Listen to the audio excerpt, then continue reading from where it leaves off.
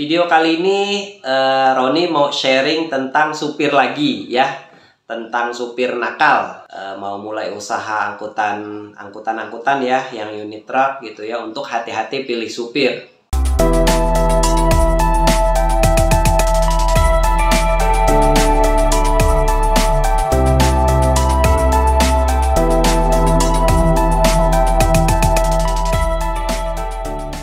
Halo kawan-kawan pencari rezeki dari kelapa sawit, ketemu lagi dengan saya Roni di channel Roni P. Video kali ini Roni mau sharing tentang supir lagi ya, tentang supir nakal teman-teman. Jadi video ini Roni buat untuk mudah-mudahan bisa bermanfaat untuk teman-teman yang mungkin baru beli unit, mau mulai usaha angkutan ya, yang unit truk gitu ya. Untuk hati-hati pilih supir. Sharing ini Roni berdasarkan cerita nyata ya, yang Roni alamin sendiri.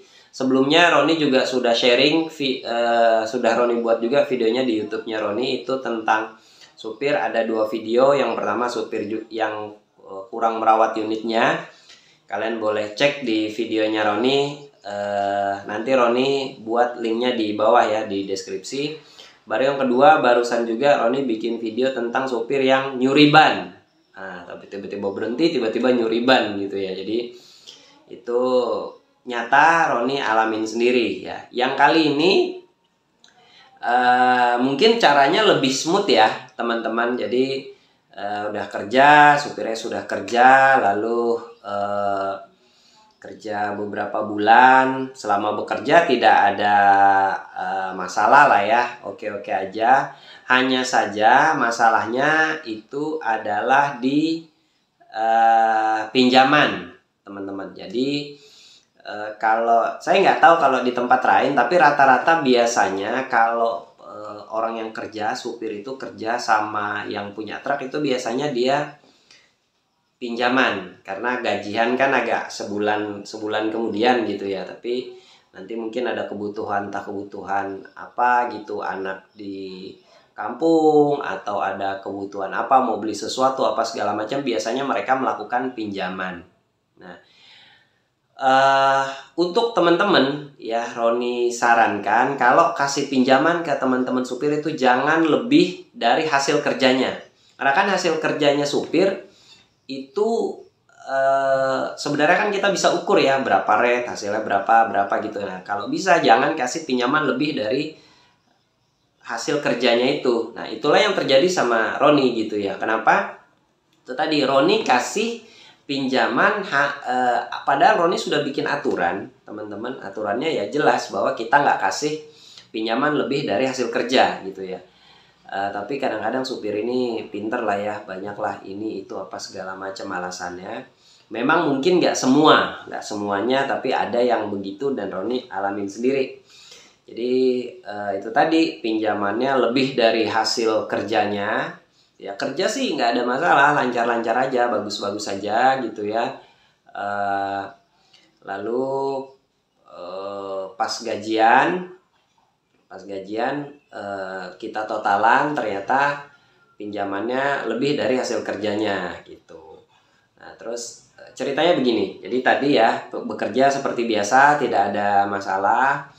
Lalu pinjamannya lebih dari hasil kerjanya. Lalu sebelum gajian itu kan mungkin sudah ngitung nih, supirnya sudah ngitung, oh aku hasil kerjaku segini, pinjamanku sudah begini gitu ya. Tiba-tiba Roni kan belum hitung nih hasil kerjanya. Tiba-tiba mau pinjam lagi. Roni bilang nggak bisa, pinjamanmu kan kita belum totalan, nanti aja sekalian kita mau kita totalan, nanti baru dikasih berapa gitu. Nah, tapi nggak mau nih, desak, mau pinjam terus dan agak banyak. Akhirnya ya sudahlah, kita juga nggak berpikiran jelek tentang supir. Kita pikir waktu kerja juga bagus aja, nggak ada masalah, kita kasih lah. Nah, tiba-tiba habis minjam itu teman-teman, jadi itu Roni kasih malamnya,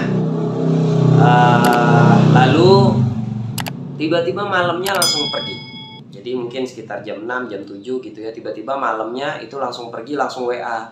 maaf ya Pak, saya ada keperluan, anak saya sakit gitu, cari-cari mau ketemu dulu sama anak. Ya sudahlah, kita namanya begitu kan, ya sudah kita kasih, tapi udah pergi, orang itu sudah pergi, saya sudah di sini Pak, ini saya anak saya sakit, jadi saya pergi ke sini dulu minta izin gitu 2 hari gitu. Baru setelah itu kita hitung, oh ternyata masih ada utangnya, nggak ya beberapa juta lah ya, nggak banyak juga gitu.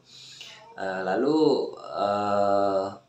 setelah kita tunggu 2 hari, udah nggak datang-datang. Kita tanyain gimana ini mau kerja atau enggak, ya udah malah kemarin itu supir Heron itu malah minta uang lagi, boleh minjem lagi nggak untuk kita saya berangkat apa gitu untuk anak lagi gitu yang ditinggalin gitu.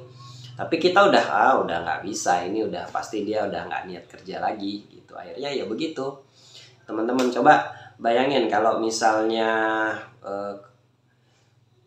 kelebihannya misalnya 2-3 juta gitu ya, ternyata punya 2 unit, 3 unit, atau kejadian 10 kali misalnya gitu, kalau kalian nggak hati-hati kan lumayan puluhan juta juga jadinya. Jadi untuk teman-teman sekali lagi yang punya unit gitu ya, untuk berhati-hati memilih supir. Selain berhati-hati milih supir juga itu tadi, usahakan benar-benar jagain supirnya.